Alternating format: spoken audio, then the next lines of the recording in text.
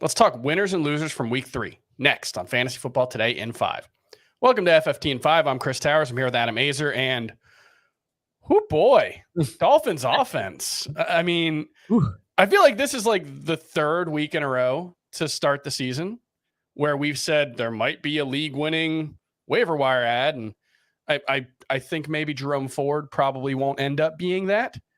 Devin Achane, he might, because he's going to have value in this offense. This is a Miami offense that wants to use multiple running backs. That's what we saw all year last year pretty much.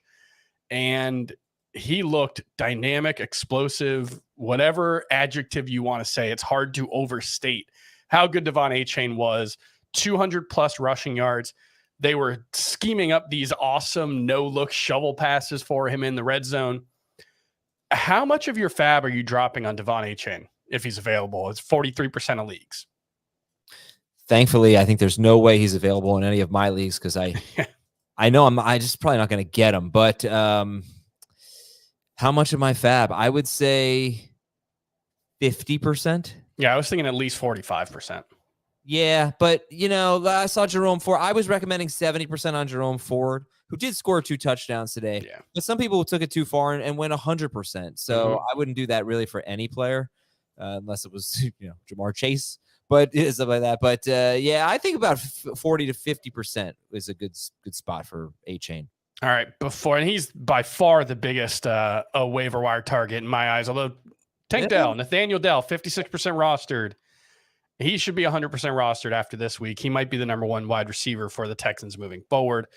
But let's move on to a couple of the injuries that we need to talk about. Derek Carr suffered a sprained AC joint in his right shoulder. Seems set to miss, I would say, at least 1 week, possibly more. But sounds like he avoided a serious season-ending type of injury. What do you expect from Jameis Winston? Is he just a QB2? And do you think this offense is just going to keep rolling? I don't know that I expect much from him. You're always concerned about turnovers. But in terms of Chris Olave, and remember, they're getting Kamara back next week, and they're facing the Buccaneers, who, going into this game on Monday night, they have some crazy streak of allowing it 80 or more yards or a touchdown to wide receivers, like 2 per game, good dating back to last year. So it's a great matchup. So I don't think that Olave is really hurt by this. Maybe a little bit of Michael Thomas, but I think that could be just Kamara coming back could really hurt Michael Thomas. So it doesn't really change much. I wasn't starting Carr, and I'm not going to start Jameis Winston. If you need someone in a 2 QB league, though, he should be a priority for you for however long he plays. He's going to be much better, I think, than a guy like Zach Wilson or Jake Browning. He's one of the better backup quarterbacks for fantasy purposes because he's not afraid to air it out. And I think Olave will do just fine with him. I've got Ryan Tannehill in our super flex league. So hopefully Jameis Winston isn't rostered in that one because I will probably have to break the bank.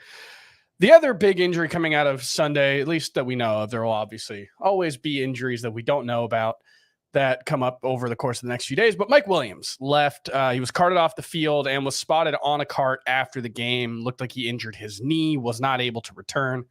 Josh Palmer scored a touchdown. He's averaged 12.98 PPR points per game in the 5 games that Mike Williams has missed over the course of his career. A couple of those were without Keenan Allen, including, I think he had a big 30-point game that was without both of them. So I don't know how much you can take from it. I view Josh Allen as kind of a low end. If I get 11 PPR points from him, I'm probably pretty happy with that outcome. Josh Palmer. Yeah. And so that's fine. If you need help at wide receiver, if you've got a bunch of injuries, maybe he can be useful. I'd rather focus on Quentin Johnston as the waiver wire option. He's available in about 50% of CBS Sports leagues.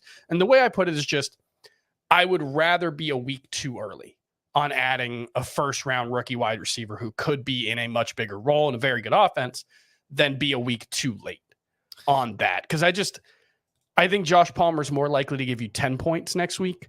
I think Quentin Johnston is more likely to have multiple 20-point weeks the rest of the season.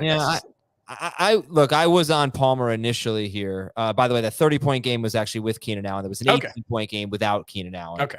But I think you're right. I think he's a guy that as I said on the bigger show, the longer show, he's a kind of a must roster guy, not necessarily a must start. But we got bye weeks coming up here, so I think Palmer could be useful. Now, look, he was ahead of Quentin Johnston in the preseason in training camp. He's ahead of him now. The touchdown he caught was a fluke today. It should have been intercepted. But there's no indication that Johnston is ahead of Palmer. Mm-hmm. And I don't want to necessarily overrate him just because of his first round draft status. Look what if we downgraded DK Metcalf and Tyler Lockett because of JSN, we made a huge mistake. So I think I'm still on Palmer, but I totally understand that if you don't need a wide receiver and you're shooting for the moon, it's absolutely Quentin Johnston. If you are 0-3 or 1-2 and you need to start somewhere next week, I'm going Josh Palmer. Let's move on to winners and losers. We got a little bit of time. We're actually over 5 minutes already, but who cares? It's fine. You mentioned Alvin Kamara. I think he comes out of the first 3 games. He's coming back from his suspension next week. Gigantic winner, because nobody in that backfield has looked like someone who should be taking playing time away from Alvin Kamara. Kendre Miller was losing snaps in the passing game to Tony Jones. We know Tony Jones isn't going to be a big-time contributor. I think Alvin Kamara still has top 12 RB upside, and nothing we've seen in the first 3 weeks makes me think he's not going to be the lead back. Who's a winner for you, Adam? Other than A-Chain, I guess I was going to actually, can I give you a loser? Because that's what I was. Sure, let's do a loser. Controversial loser? Someone in the comments I just saw said, Adam's my favorite on the podcast because he always has such a positive outlook. Great timing. Ken Walker is a winner. He's looked like a home run pick in the mid rounds. But the loser, honestly, is so weird. It's Raheem Mostert. He is gone from being the alpha male, the only guy, basically, the clear goal line guy. He is sharing with Devon A-Chain, and they're not going to be this productive. And some weeks they won't run the ball much at all, like in week 1. So I would try to sell Mostert now. I'm not saying he's a bum, but he's definitely a loser. I know that sounds incredibly weird, but I would try to sell him now and if you can get a must-start player for Raheem Mostert. I think he's going to lose his most start status.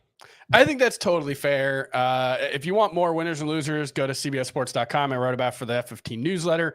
I'll also just throw out 3 running backs. I'm not saying you have to drop them, but 3 running backs who after this week are absolutely droppable. Dalvin Cook, AJ Dillon.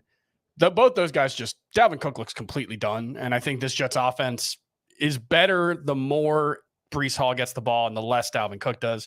AJ Dillon, we got to give it up. Aaron Jones is so much better than him. And Antonio Gibson had another bad fumble this week. He's just been a complete non-factor in that offense. I just don't think it's going to happen. I had some hope in that Eric Bieniemy offense that they'd find more creative ways to use him. He just doesn't look like the kind of player who deserves that kind of role. And the mistakes are piling up here. 2 fumbles lost in 3 games. That's not going to win you any favors. So that's a couple of losers for me. And we'll have more on a full episode of Fantasy Football Today. Make sure you check that out. We'll see you next time.